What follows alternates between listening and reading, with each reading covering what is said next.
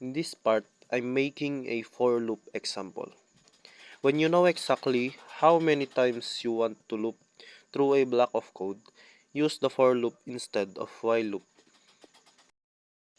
For loop. Example.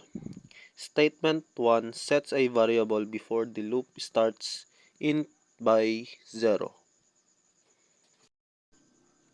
Next is statement 2 defines the condition for the loop to run. B must be less than 20. If the condition is true, the loop will start over again. If false, the loop will end, like this in the screen. Next is statement 3.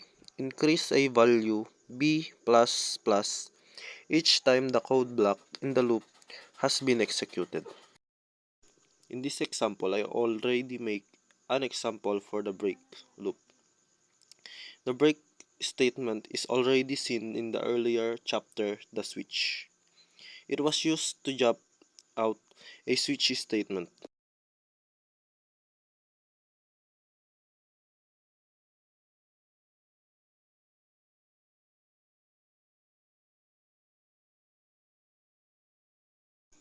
This example will jump out of the loop when c is equal to 10. As you can see, it will only count 0 to 9. On the other hand, the continue statement breaks one iteration in the loop if a specified condition occurs and continues with the next iteration in the loop. Like this. This example will skip the value of 10.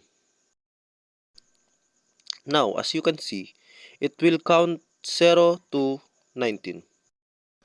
This program initializes a variable count to 0 and then enters a while loop that continues as long as a count is less than 6.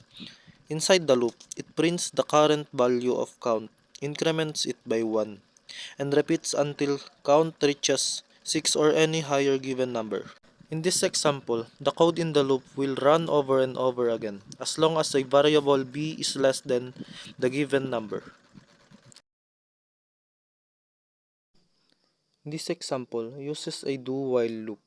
The loop will always be executed at least once, even if the condition is false, because the code of block is executed before the condition is tested. The do-while loop is a control flow structure that is similar to the while loop, but with one key difference. The condition is checked after the execution of the loop body.